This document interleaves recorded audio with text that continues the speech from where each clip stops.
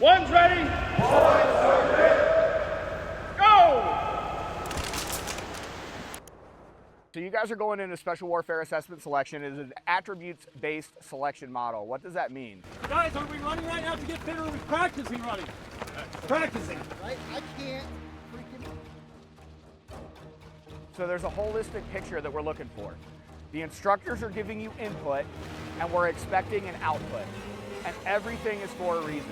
If you guys haven't heard my spiel yet, everything that we do, every single exercise, has a connection to the job that you're trying to do.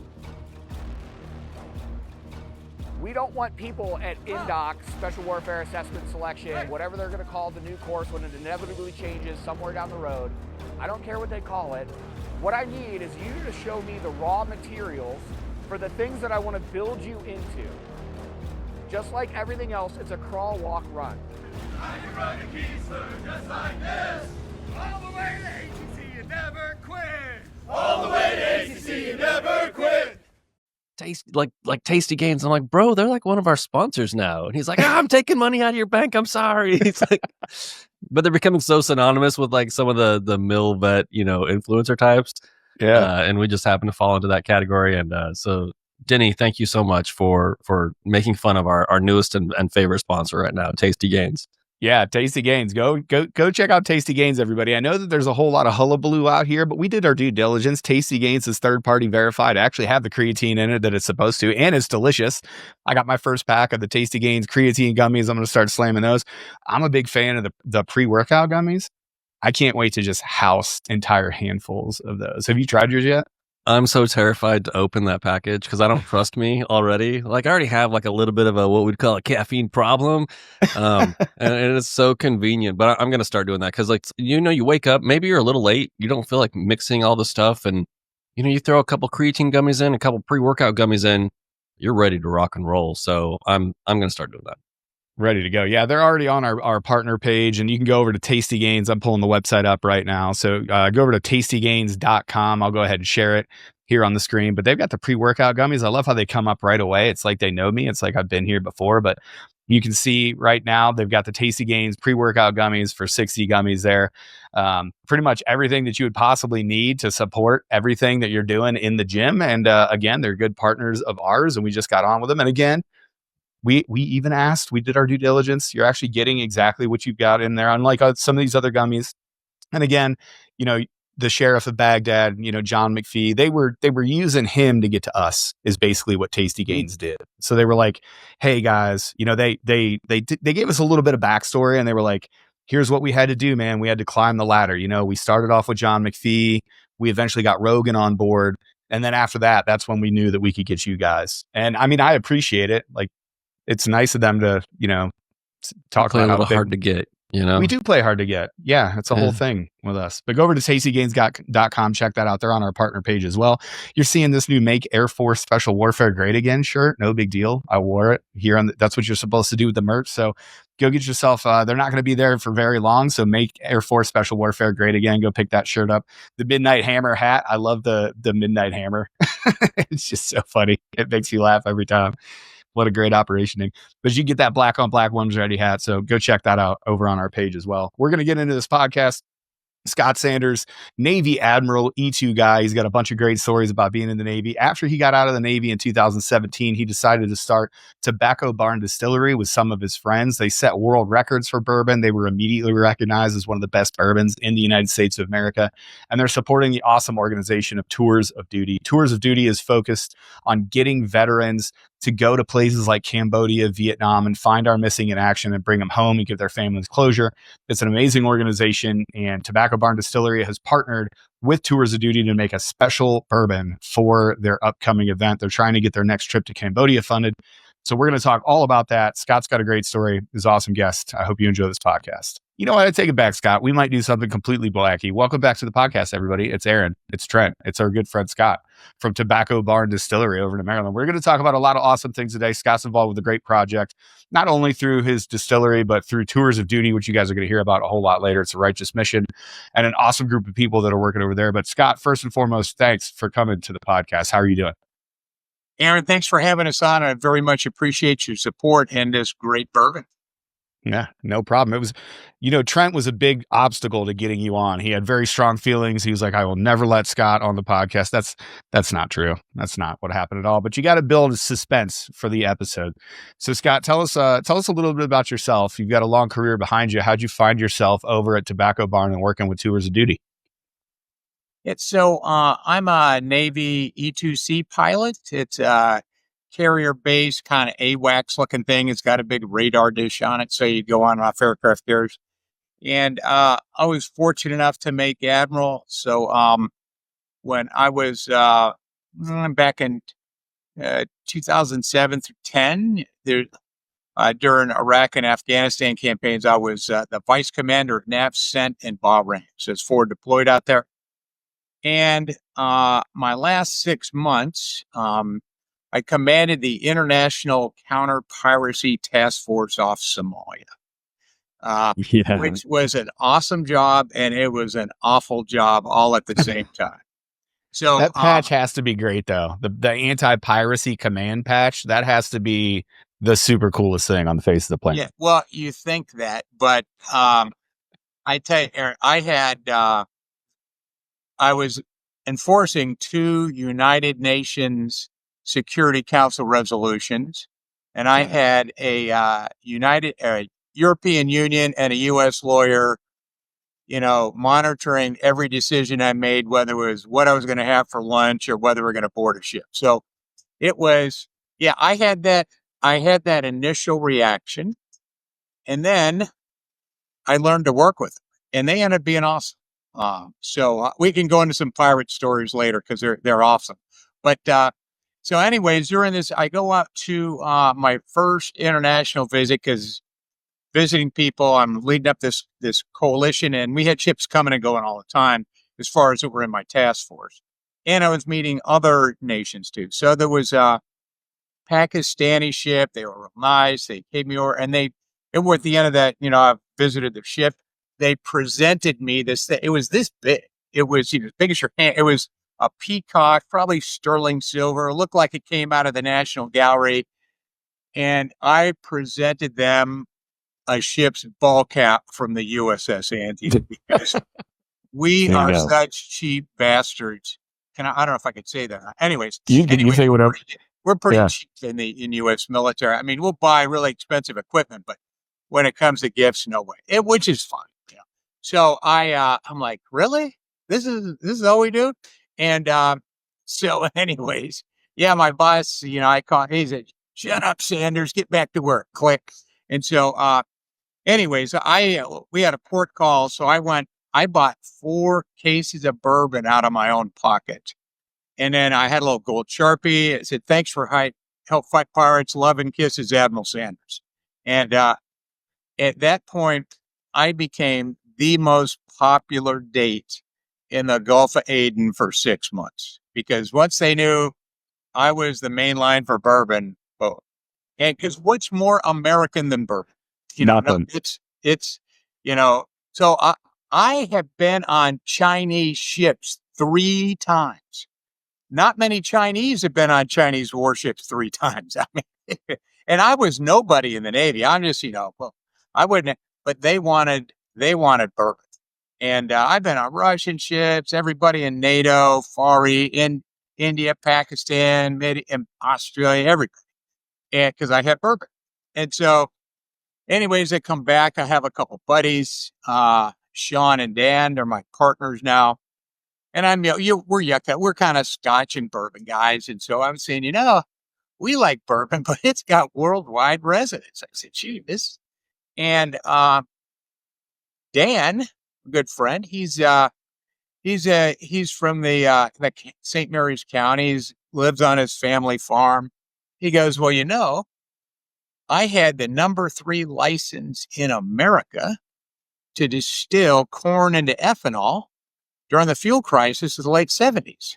Yeah, but you don't remember this, Aaron. As you said, we used to have to line up by your license plate number to get gas, during the fuel shortage. That darn Jimmy Carter, I'll tell you. I wasn't even alive when he was president, but I got bad things to say. He's in my top 5 worst presidents for a couple of different reasons. But yeah, maybe a story for a different podcast because you lived through it and I wasn't born yet. But dating yourself a little got bit. one on him about my older brother is a Navy SEAL, and it has to do with the Desert One landing or whatever with Jimmy. But anyway, we so then my other partner, Sean, he's a Marine, and he said, well, they just changed the law in Maryland. You can allow craft distilling because it was illegal. You couldn't do it, but they changed the law in 2006, 7. This was about 2010, this time frame. And so, we wrote a business plan. We did some industry survey, which our wives politely call heavy drinking. And that I waited till I retired in 2013. I said, hey, I do not want to have to go through this, JAG review for Admiral owns a distillery. So we waited till I retired in 2013 and we started the distillery in 2014. And so what our kind of shtick is we grow the corn on site. We do everything there. So we grow the corn, we mill the corn, we distill it, we age it, we bottle it. Yeah, there's Dan and Sean right there. It's Sean in the middle. He's that was actually at his son's wedding, and we featured it's amazing. We featured our bourbon at his son's wedding. Who would have thought it?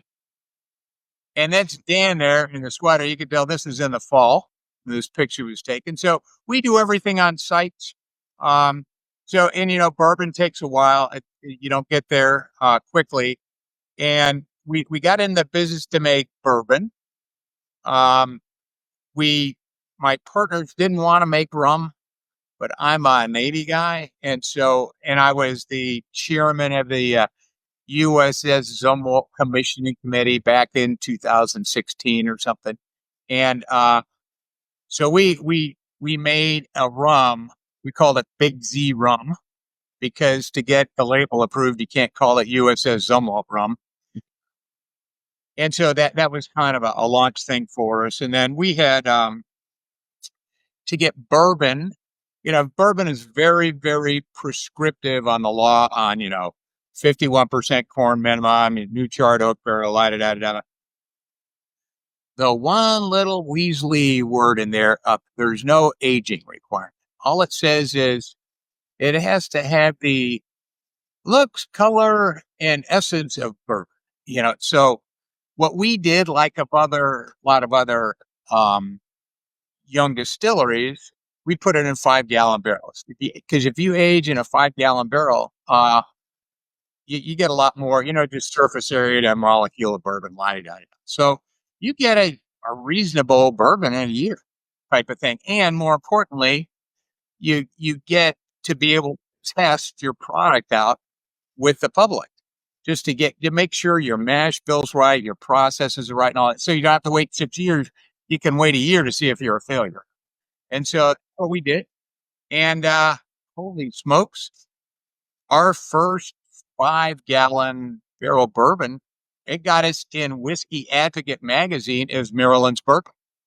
So at that point, we knew that that our mash bill, our processes are right, and so we just had to kind of lock them down, do this thing, and we keep our mash bill the same at 75 corn, 25 rye, and then you gradually work up your larger barrels because the dirty little secret is barrels all pretty much cost the same.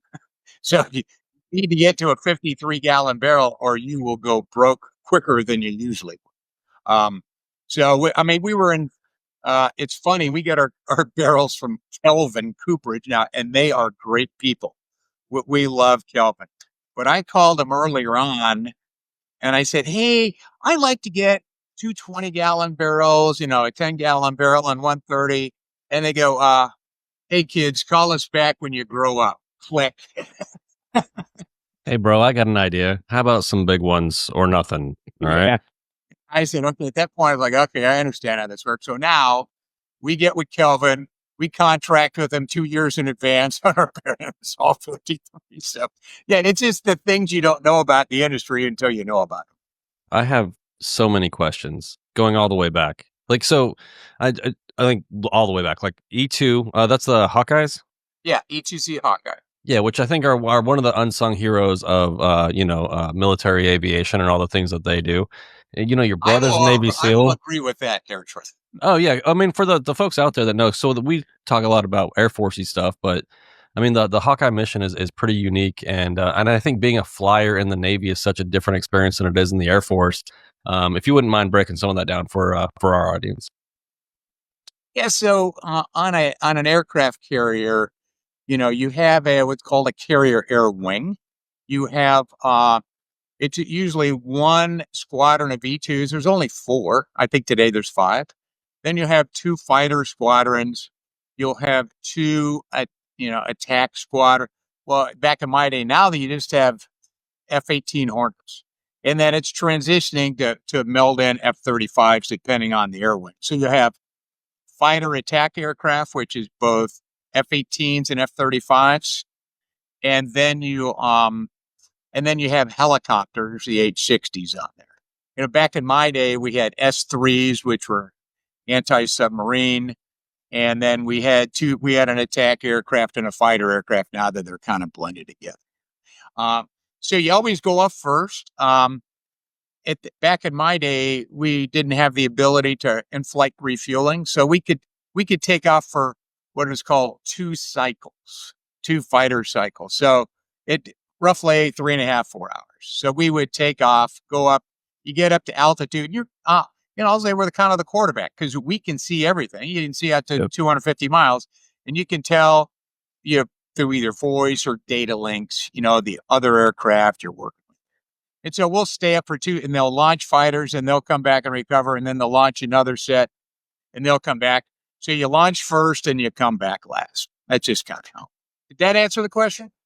Yeah, and I think people, it's one of those airframes that people don't really understand. Like I really only got to know it because I know some Hawkeye bros, and also, we have a lot of JTACs that we know.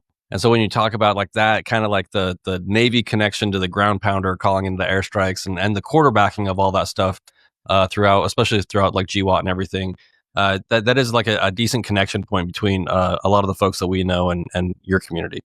Yeah, I'll tell you a connection to Special Forces. So this is way, I'm a Lieutenant JG. So this is 1983, 4. So I don't know if you remember, there was the Marine Corps barracks bombing in Lebanon. Yep. So I was on the USS Kennedy. We came in, and there was we did an airstrike into the Baca Valley. I don't know when it was, fall, some time frame there. Anyways, now I'm just the new guy. I just basically I learned to fly the aircraft. I was not qualified to land on the carrier stuff, but I probably have a clearance, but maybe secret. I don't know. And so anyways, and I don't know much what's going on because I am the junior pilot in the squadron. And so, all of a sudden, one morning, the alert gets called away, and 0300 or whatever it is, or 0400. So you go up, and the E-2s the first go off, and before I go up, they go. You go by, you look at the logbook in the airplane, and they go, "Hey, Sanders, you go up to the intel spaces. They have a package for you." I'm like, okay. And so I've never even been there before. And, it's one of these things, you go down this hallway on the ship. I knew where it was. But I'd never been in. I didn't have the clearance to get in there. Yeah, so I pushed the button.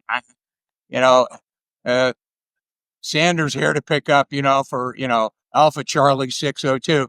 So they dragged me in this room, and at about 45 seconds, somehow they read me into some clearance level, and then handed me a code gun and say, okay, you need to talk to a rivet joint on this thing, on the purple network. I'm like, what? What's none of these words and what it's mean purple? anything to me, None right? of Yeah. Anything means like, okay, whatever. They'll tell me when. So we get in the airplane. Boy, this Sanders guy, he's really calm. He didn't seem to be excited by any of this. Yeah, because he had no clue what you were talking about, intel guy. That's why I've gotten briefs like that. They're like, I had absolutely no idea. So by the time we get up there, pre-flight in the airplane, it's like 83, whatever it was. So the sun's it's before dawn. And I'm looking around and you can just see the sun kind of peeking over. And I'm like, I thought Sun Tzu said, put the sun in the other bastard's eyes. But, so we're okay. We're doing that. And then the ship has to turn into the wind to launch. And then as I look back 3 miles a trail in our wake is a Russian Krivac, because it's a tattletale. And I'm like, well, I think they're on the conga drums telling those guys on the other side what's coming. Because you can see there's a flurry of activity, and there's we had A6s back then. We had A6s and F-14 Tomcats. That's how old I am. So did you ever fly the 14? I was going to ask this. Did you ever have a chance to fly the F-14? No, I've flown in Phantom and F4 that was before the F-14. Yeah, but I never got to fly in a Tomcat or an A6. Because it kind of, it's specialized. You just fly in the only aircraft you're in type of thing. Yep. But so I get in there, and they were the A6s, which were the bombers. They were doing the bomb load. This is called a, quote, alpha strike. They were downloading APAM and Hawkeye, a different type of weapon, and then they're uploading these big Mark 80 series bombs. And I was like, I think I learned at the Naval Academy. This is how the Japanese got whacked at Midway. They're downloading weapons. This is stupid. And so anyways, there's a strike goes in. Unfortunately, one of our A6s gets shot down. Mark Lang, who survived, but I think the Hezbollah guys or whoever the bastards were, he didn't survive the injuries he had. And then Bobby Goodman, he survived. He was the other person in the A6. And then that's where Jesse Jackson, thanks to him, I'll give a shout out to Jesse Jackson for getting Bobby Goodman released. And then we got him back to the carrier in a couple of days. But as they were egressing out of the strike area, there's everybody's down there with these little SA-7 type of things, little shoulder fired, everything's going off. And the CAG from the other air wing, he's egressing, and this is the luckiest pilot on planet Earth. So as he's egressing, guy gets a lucky shot on him on an SA-7, and he's in an A7, single engine, just blows off the back end of his A7. But he's over the Bay of Beirut. So he punches out. He's down in the water in the Bay of Beirut, and gets picked up by Drew's fishermen. They are not friends of the Hezbollah bastards. And so they, I don't know what was going on behind the scenes. There were some spec ops guys doing something. And then I got clued in real quick on how to talk on purple. And then there was some H-53 came out of someplace that we were guiding him over to a soccer field in Beirut to pick up. He was the air wing commander, so we called him Cat. We said, okay, hurry up and get Cat. And we had him out of there in an hour. I mean, again, the luckiest guy to ever get shot down. So anyways, it's a little bit of, so I'm not a special forces guy, but we dealt with the guys who were doing the special forces stuff. Yeah, a lot of the comms and all that stuff. My favorite part about that story is everybody has this, or I think people have an impression of the military, like someone will explain everything to you along the way. And I think most everybody's experience is like they just throw you in the deep end. They're like, yeah, figure it out, dude. Yeah, welcome. Here's a folder. You might need this. Party. It's got a freak on it. You're like, okay, yeah, great. And then later you're like, oh no, the very important folder with a very important frequency. I should probably talk to somebody on that thing. Hey, what's that purple network I was supposed to talk on? Yeah. Well, the other thing as a flyer and as a Hawkeye guy in the Navy, to make it to Admiral and to command, big operations, that's I don't think that's super common, is it, for the flyers to do that? Because like the Navy's a little bit different than the Air Force. The Air Force we love, the pilots are like everything, and I think in the Navy it's a little different. Scott, there's a pecking order. Well, the fighter pilots are the cool guys. But here's it. Now, in my day, it was unusual. I mean, I might have been the 10th, 11th, 12th E2 guy to make flag. I mean, really uncommon. Today, we probably have 10 or 11 E2 flags currently right now. So it's not as uncommon as you think, because part of today you get a much more, we used to be a lot more, I'll call it stovepiped in what, you did and you understood. Now, because the way the E2 is much more complex, does a lot more different things than anybody even knows now. And you're exposed to a lot of different things. And so you have a really good picture, not only of naval aviation, but of combined warfare and how to make bad people go away. And Can you give us a really in-depth capabilities and like those things that people don't know? Can you just share all that secret information here on the podcast? I've been looking for a way to get canceled. That's probably the fastest way to do it. Yeah, I don't need DNI to come after me because I currently have a security clearance. Yeah, Tulsi is busy. I don't know if you're tracking the news, but Tulsi's got some things working right now. So let's just let her have her space and we'll avoid that. I appreciate that.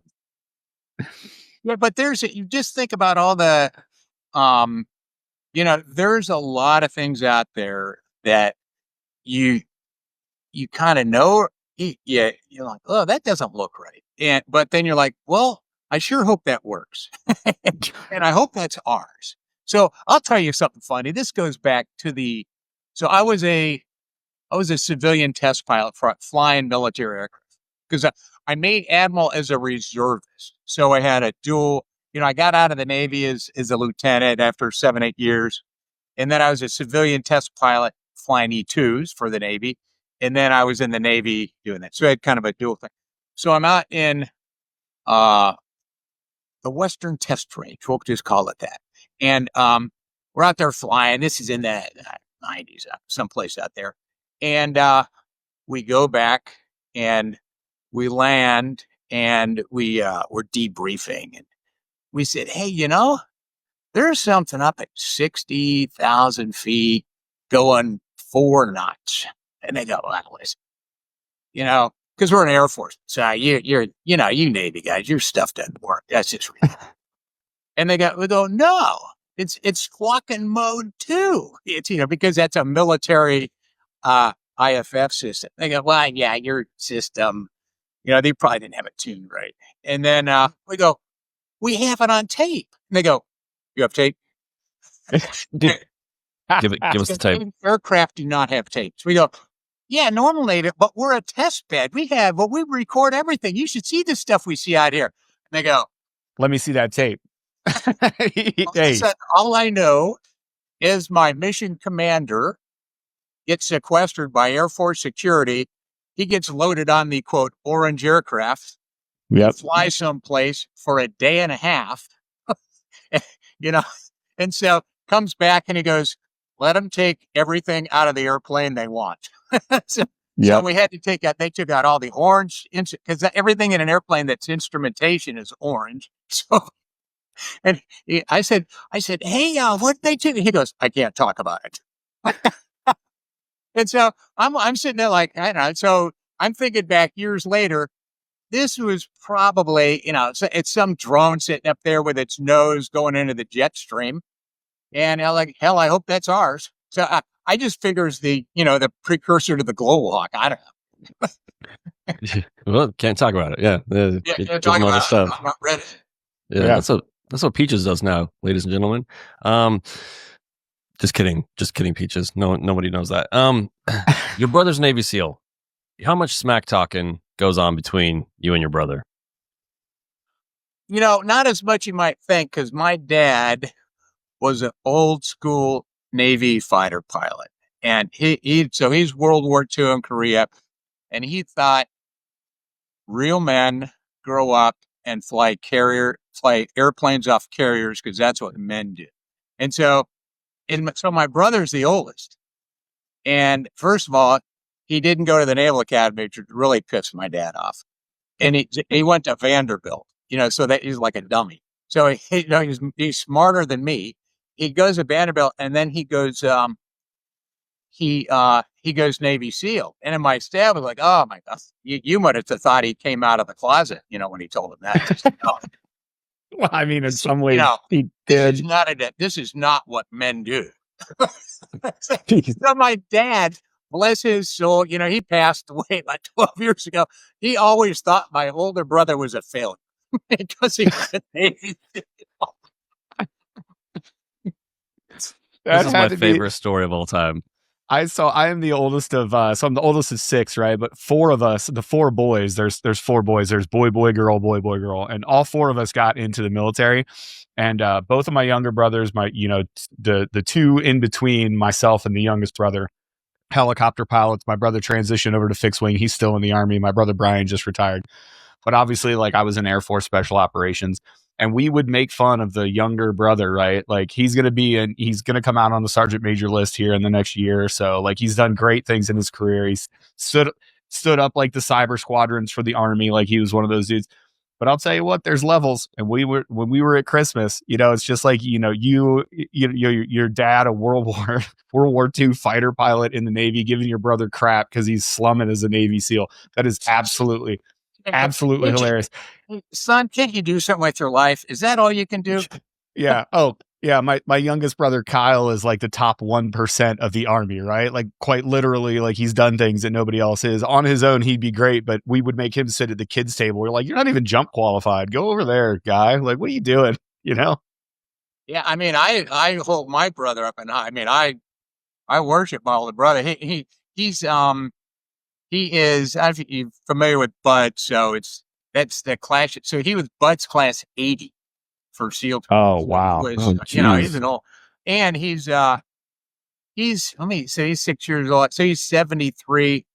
He's the gold medal winning, powerlifting champion of Georgia. So it's not like he's shrinking violent as he gets older. Yeah. You don't want to mess with my older brother. He's still trying to impress your dad, He's still trying to impress my dad. It's not going to work. So as you get this entire career behind you, and again, nothing to slouch at, you made, one of the few flag officers coming out of the 2 and having that great experience behind you. How did that actually help you out as you were getting into Tobacco Barn Distillery and you decided to make this move? And you kind of talked about it earlier, like learning those early failure lessons with the smaller barrels, and all barrels cost the same. And that's what it means to be an entrepreneur, man. You're failing, 10 times a day until you find something that works. How did the experience in the Navy and all of that stuff behind you, how did that actually help you moving on to that next phase of life? Yeah, I think it's that, everybody, I think, everybody gives crap to the military days. I think the military, no matter when you're at, a good foundation for entrepreneurship, if you look at it in the right, lens there, because hey, I was, if you're flying airplanes, you don't want to crash, but you're allowed some leeway to screw up, And so, because something's going to go wrong. And I was, so I remember one of my first lessons flying, my instructor, I was probably an ensign down in Corpus Christi or something. He goes, "Hey, Sanders," he was showing me everybody else manning up, he goes, "I want you to look at all these people, man." He said, "Just remember, all these people are trying to kill you." He goes, "Including yourself." So, but that's a great lesson. Don't get too far ahead of your skis. You need to be confident. You're going to be a warfighter. If you're going to be a special operator, if you're going to do stuff, you better have confidence. If you're going to land an airplane on a pitching deck of an aircraft carrier at night, you better be confident, and you better not be thinking about anything else but doing that, or you're going to die. And so, you have to be mission focused, and at the same time, try some stuff out. Don't try it out at night while the deck's pitching, but try it out in the day when it's nice. And so you get that kind of flexibility. I mean, I screwed up on, everybody screws up. So, and I never viewed that as, anything negative. Yeah. Everything that I know about landing on an aircraft carrier at night, I learned from the Nintendo game Top Gun, but I was pretty good at that. So I do want to say that I probably had a good career in the Navy that I just never saw. But you guys had, initial success right away. That first barrel that you guys put out, you immediately got recognized. Did you have a little bit of imposter syndrome there? Were you like, holy crap, this thing might actually work out? Like, what was that feeling when you guys got the nod for that very first barrel? Well, you got to remember we had an ace in a hole with Dan, my partner. He was distilling corn into ethanol, and ethanol is not bourbon, but it's pretty damn close. So, he knew the chemistry. I mean, he knows he's a Renaissance man. I mean, he can distill, he can write music. He's a farmer. I mean, oh my God, he can do everything. He's the key person in our operation. And, how annoying to have a friend like that, you know? You look at like guys. Peaches is like that with us. Trent and I look at Peaches. We're like, how do you have this all together? How are you good at everything? This is annoying. Yeah, and he can fix anything. I mean, he's a farmer, so he can fix a diesel engine. He wires electrical stuff. I mean, oh my God. So, he's the key person in the operation. And but we get, distilling is about repetition. So just think of your training. Yeah, I watch you. Somebody better. Hey, you get the pool. You don't do 2 laps in a pool. You do 2,000. If you're landing on an aircraft carrier, you don't practice it twice. You do 2,000. And so the Dan, his ace and all, he used to design telemetry for space launch vehicles. So our little distillery has more telemetry. It looks like we are launching the space shuttle in there. Oh my God. And, but what that does, he has every interlocutor temperature and this and that and the other. I mean, we have more, little sensors in there, tell us all that stuff. I don't know what they all do, but it makes it the same all the time. So and we do single batches. So we do a batch of mash, which makes 2 barrels, and we release everything single barrel. It's all the same. It's not like this and that and the other. So it's about that. That's where the quality. So you can do single barrel releases are hard to do if they're good. I mean, if they're easy to do if they're not good, but we can do that because we put in the quality ahead of time. And so that's where the hard part is on single barrel, making sure it's consistent before you go in there. So, how people go in and do barrel selects, and that's nice. Okay. They're blenders. And by the way, we're not blenders. God bless people who blend, and that's another art skill beyond ours. But we know how to do single barrel. And we have never had a bad barrel. There is, so that's another thing that's hard to do. And I get that. That's all on Dan. He knows how to do that. Yeah. And we got some of the single barrels pulled up here. You got a bourbon, you got a rye cast strength. Which is your favorite bottle that you guys put out? Bottle and Bond. Bottle and Bond? Yeah, because so you have in there, see, bourbon has requirements. Single barrel has to be single barrel. And Bottle and Bond, there's other requirements. And there's only about, I don't know, maybe 10 people that release a single barrel Bottle and Bond. That is really hard to do. It's easy to do if you're mixing it with Coke. It's hard to do if you want to. By the way, if you come over to my house and you mix anything with Coke, that's from a nice bottle. I'm kicking you out. Trent is going to kick you out. Yeah. I'm so glad that I'm so glad that Trent is here because he is the bourbon and whiskey aficionado. Like he is the guy.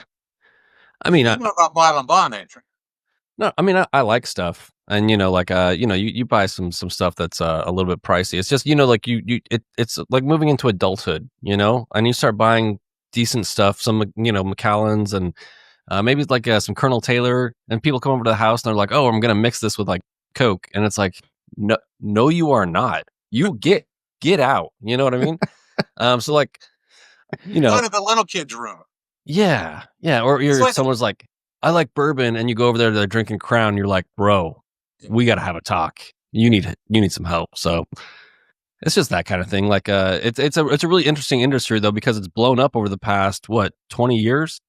And there's a lot of space, I think, for the smaller distillers and everybody else. There's a lot of interest to put something unique and something good out there, and you will find that audience, and then people become really loyal about it. I'm just guessing, based on your experience, that people fall in love with your stuff, and you have like a cult following of people that buy your products.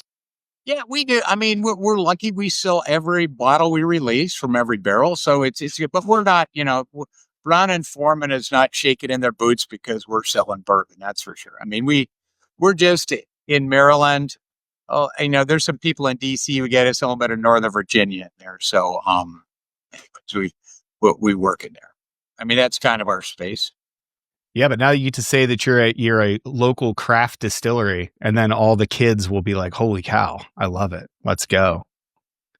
So that wasn't enough. You've got all this history behind you, and you guys are crushing it over at Tobacco Barn Distillery. But you came into a partnership with Tours of Duty. For folks that aren't tracking, Tours of Duty is an amazing organization. Their entire mission is bringing home those that we lost, Vietnam era and on. If you were missing or killed in action, Tours of Duty, their entire mission is to send teams of folks to find you and then bring you back home to your family. Now, obviously, as a recovery guy, I connect with that mission. You actually had a little bit of it as well, having wingmen that were shot down and that were in that recovery space.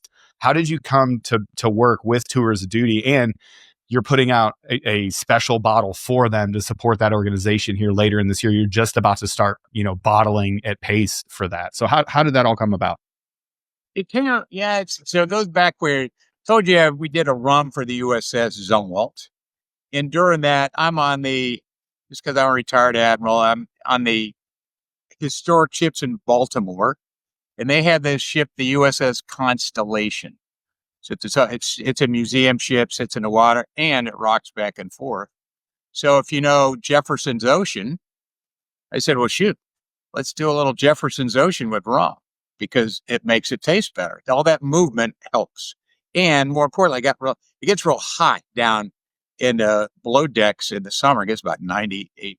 And so we had some barrels of rum on the USS Constellation. It's for a charity thing, and we're doing that. And we got on local television and that kind of stuff for there.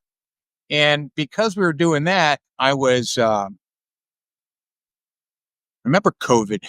So we were at an open air farmer's market at an airport where this is, you would drive in, you don't get out of your car, you buy whatever farm produce there.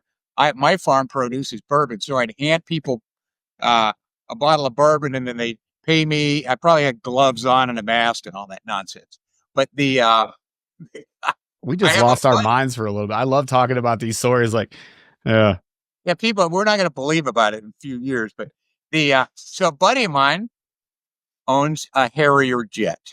Because doesn't everybody have a buddy that owns a Harrier jet? So he a retired Marine. He's a great guy, Art Knowles. And he goes, "Hey, Scott, I saw you have rum on a ship. You want to put bourbon on my Harrier?" And I said, "Well, Art, that's so damn crazy. I think we ought to do it." And so he gave me 2 of his drop tanks. We pulled out the plumbing, and we could fit in 2 25 gallons in each drop tank, so 100 gallons. And so we aged bourbon airborne the first time ever. In fact, I was on CNBC on the Shepard Smith show. Yeah, because they did it for Veteran Week or something, or Veterans Day. And and so they said, "Well, are you sure it's the first air?" I said, "I've been saying that for years and nobody has refuted me." I said, "So, I'm going to keep saying it till somebody proves me wrong." And I don't care about being number 2 because it's hard to do. It's like being the second guy on the moon. Oh, hey, it's hard to do. I've been to the moon, whatever. So we flew this bourbon for Semper Fi and America's Fun. Great charity. Worked out there. We did, we set 3 bourbon aviation world records. Actually, there's a 4th I'll tell you about here in a second. So it was the highest altitude at the time. And we had an overcast, so we couldn't go as high. We wanted to get higher. Although we went to 4,500 feet, but nobody done it before. So as soon as you get it airborne, you get the world record. We did the fastest. And then the key to it was there's that Rolls-Royce Pegasus engine in that thing that's 144 decibels. Was about 4 feet away from those barrels for 68 minutes. And you don't know. I mean, people don't understand how much energy 144 decibels is. That's just a lot of energy. So I mean, I didn't do that well at the Naval Academy, but I was enough to know 3 dB is double the power. So if you're at 114 decibels, that sounds like it's a lot. Every 3 dB is double. And, so it's a logarithm. And so that bourbon came out of those barrels black as coal because all the char had come off the barrels. So we had to get a 1 micron filter and get all the char out of it. But boy, did that stuff taste good. And the vibration, the micro vibration just really, really made it a different tasting product.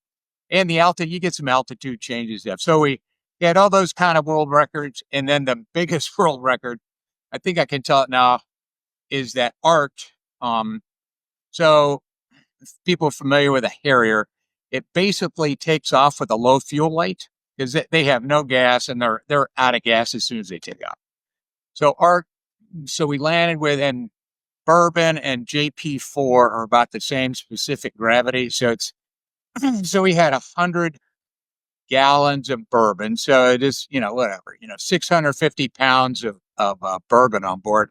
And he landed with less JP4 than bourbon, which is awesome. I think that's the best one.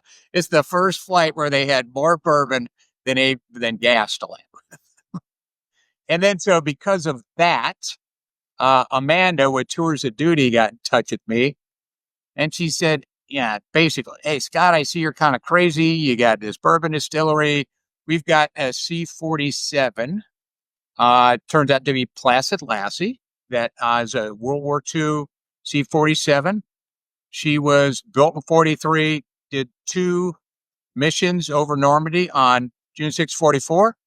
She was Mission Chicago and did 2 drops that day. And she said, we're going back. They were the lead aircraft in the honor flight for 80th anniversary of D-Day. So we said, sure. I said, absolutely. Yeah, we'll do that. Absolutely. That pulls at my heartstrings. And so we called them up. They're great people. It's called the Tunison Foundation. And they're up in upstate New York. And so we said, yeah, here's, we told them how big the barrel was. And they go, well, too big. He said, what? And I said, hey, because we have a C-47 at the airport near us. I know how big it is. And they go, no, you don't understand. We're parachuting the cast and crew of the HBO series Band of Brothers. We need to have we need to have cargo area. Plus they had some transatlantic tanks at their fuel bladders. So okay, what can we do? So what we ended up doing was we custom made 3 15-gallon barrels. And we said, well, we know it's going to get a lot of vibration from knowing what happened on 700 mile an hour bourbon.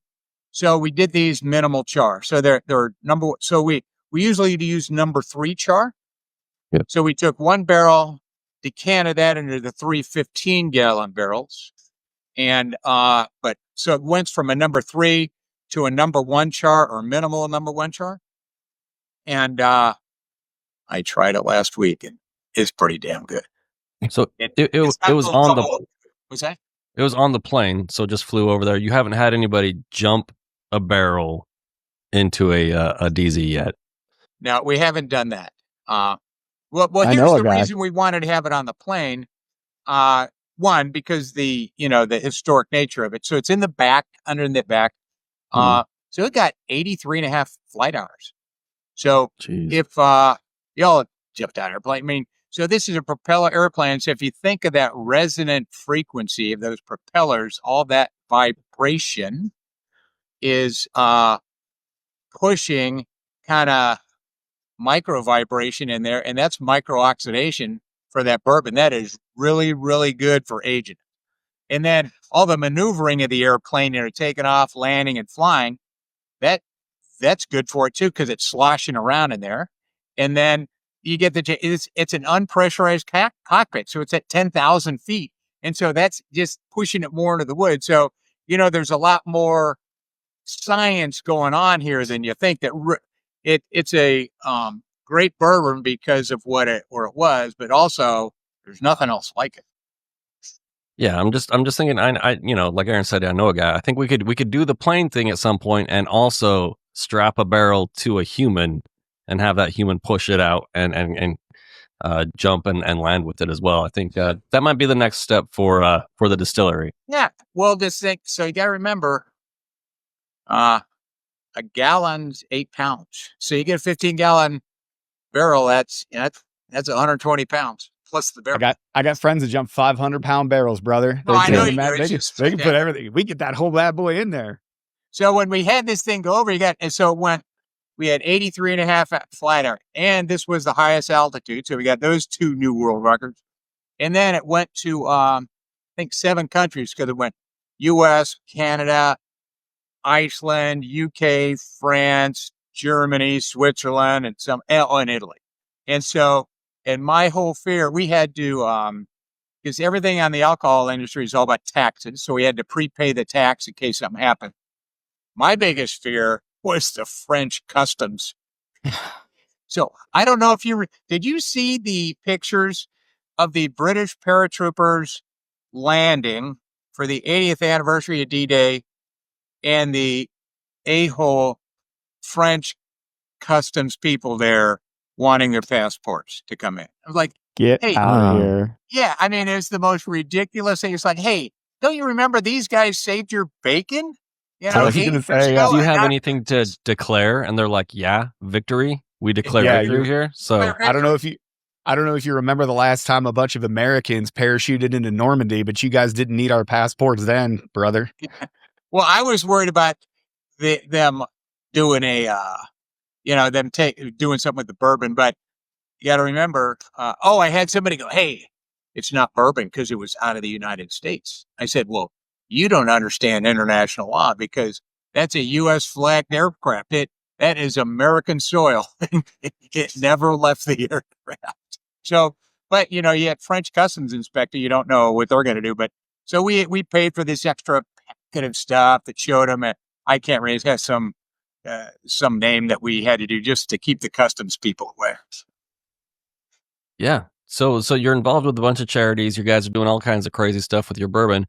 And also, like, do you still have a clearance because you found out during your time on Chinese ships and everywhere else around the world handing out bourbon that are they trying to silence you because you figured out how to create world peace? Is like Tulsi calling you right now being like, hey, we can fix all this. We don't need to worry about the near peer future fight because we found out if we just send Scott with bourbon everywhere, the entire world's going to get along.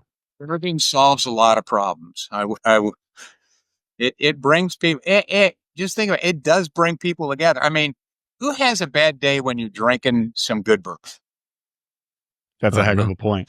So we're getting ready. You guys have a special bottle coming out specifically for Tours of Duty, and you guys are getting ready to bottle now. Tell us a little bit about that special bottle coming out. So this is the bottle. This is made by Glencairn in Scotland. So we got them before the tariff thing went into effect, by the way. So the bourbon in here is not the bourbon. So we're going to bottle that this Wednesday, the 30th of July. But this is what the bottle is. We're going to get 225 bottles. So with that, and we got a nice little 80th anniversary of D-Day boxes, that you put it in there.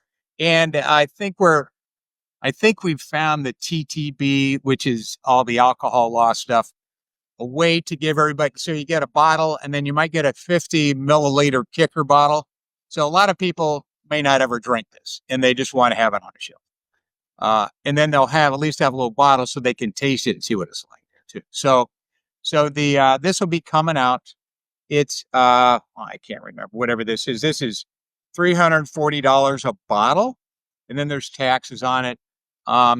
And then so you buy the bottle, and then the other piece is you give $1,000 donation to Tours of Duty. You write the check directly to them. You don't write it to me. That way, you get the tax deduction, and there's no pass through on anything. And they're going to use that for their upcoming mission to Cambodia. I think they have that lined up in it. And if you've looked at Tours of Duty, it's a great organization. They use vets like us. They train them in the forensic recovery of remains. And for some of these vets, it's a good healing process because, as we all know, anybody who's been in combat, anybody's been near combat, there's some issues, and there's no shame in it. We should never, say, hey, there's something wrong with Scott. Hey, there's something wrong with everybody.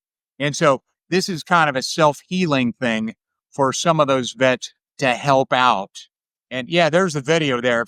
If people go on there and watch that video, that is a professionally done documentary, which is awesome. How about it? So it'll be coming out. Yeah, we're going to bottle it here on, I had the same shirt there. It looks like I don't even change clothes. And so, good. Very on brand. Good job. Yeah, I don't trust the ship's laundry. I didn't back then. I don't now. You never get the same clothes back. Right. So that's going to come out. When does it actually drop? And then how can people go find it? Are they going over to Tobacco Barn Distillery, or are they going to go through Tours of Duty? You just get on our website, you reserve a bottle. That reserves your bottle, one of the 225. And then, because we got these crazy laws in Maryland, we're not allowed to ship. You have to pick it up in Maryland, or have a friend in Maryland to pick it up for you, or have a friend in Maryland pick it up for you and they can ship it. I can't ship it because I'm a distiller. A friend that you trust. I'm just saying. A friend you're you worried trust. about the French people, but like if I You don't want, there's not you that don't many want people. this to get a bottle of Beam. I'll tell you that. That's what you like. Hey, Trent, I got your bottle. Yeah, I'm actually going to be in that area in November. Just down the road from where the distillery is at. Maybe I'll swing by and say hello. Yeah, please do. Please stop on by and you come down. We'll do a tasting with you. We pride ourselves in when you come to our place, you're talking to somebody, you're talking to one of the owners. We don't have brand ambassadors. Not there's anything wrong with that. We don't have people that do all that. I mean, we're just a bunch of old guys that love bourbon and like sharing it with other people because we know, getting back to, nobody has a bad day with bourbon. And but we do barrel pulls. I mean, how cool is it to be able to go and pull from a barrel and drink it with the guy who made it, Dan? I mean, there's nothing better than that. Tell you what, Man, I'll be there and I'll bring my Hawkeye brother with me. So it'll be a good time. Yeah, be great. You guys can all talk stories, and then Scott can basically big time you because he's like a 5-time world record holder, and your brother just flies Hawkeyes and stuff. Well, Scott, I want to say thanks for coming on the podcast, man. It's fantastic. I love everything that you're doing from the distillery, like finding that second thing in your life that you really care about. And I had a friend call it a relentless obsession, right? And as you're talking here and you're talking about having telemetry inside of the barrels and having, those subject matter experts that are there, but, not only having the skill to actually make this happen and get recognized in the way that you guys have, setting world records and all this, but the fact that you're just willing to sit down with people out in Maryland and share a good glass of bourbon and share some stories, man, that's what we connect with. And obviously when Amanda and Bobby Aller hit me up about Tours of Duty and how you guys were making that special bottle, like obviously it was a no-brainer. We had to get you on there because we just love all that stuff. So I wanted to say thanks. We always close with a piece of advice. You had a great military career behind you. You did something that less than 1% of the entire population will ever do. And it's probably even less than 1% of that, considering you made a flag out of E-2. What advice would you have for folks that are trying to take on challenges in their life, whether it's, opening up their own distillery, whether it's supporting great organizations or having a good military career? What advice would you give those folks? Don't give up. Just keep trying. You don't have to bend the rules. You might have to be creative. If I can, because I get our baseline in the military gives us so much to rely on, let alone all the people we know, all the great people we know. We none of us got any place on our own.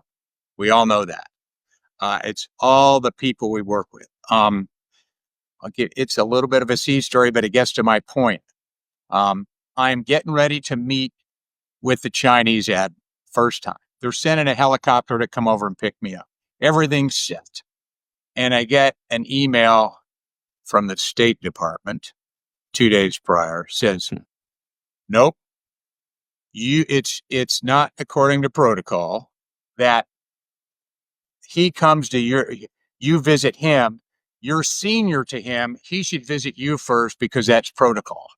And I'm thinking, who the hell in the State Department even knows we have a military? And then who knows that there's a ranking I mean, the People's Liberation Army Navy does not equate to the U.S. Navy. And so I did it. So I responded back. I think my aide, who's really quick at this, he said, hey, there's 2 admirals on the Chinese ship because it's the Soviet system. They don't trust the operational admiral, so they put another admiral to watch over him. So I told the State Department, I said, oh, you're right. I didn't know if they were right or not. I'm not senior to him. But anyways, I said, you're right, but they have 2 admirals. So it would be an affront to dignity to the Chinese people if I made them. And they go, oh, we didn't know that. You're right. Oh, say, please go ahead. And so anyway, and I was just making that up. I had no idea that. So was I taking a few liberties with what it? Yeah, but you have to take that forward to business or being an entrepreneur. Don't do anything that's illegal, immoral, unethical. But don't let somebody tell you that you're senior to a Chinese admiral. That's as dumb as a box of rocks.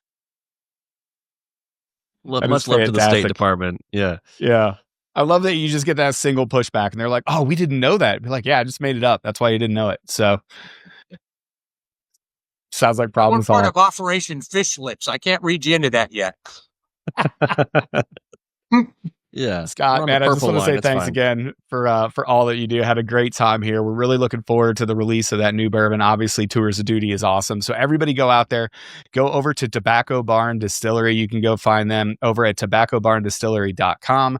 Go check out Tours of Duty. You can find them over at toursofduty.org. 2 great veteran-owned and veteran-focused organizations that are doing great work out here that are actually doing something, right? So it's not just about making bourbon. It's really supporting the values that we love here in America. So, Scott, thanks so much for coming on. Everybody else out there, like, subscribe, make sure you're sharing the show to everybody you know.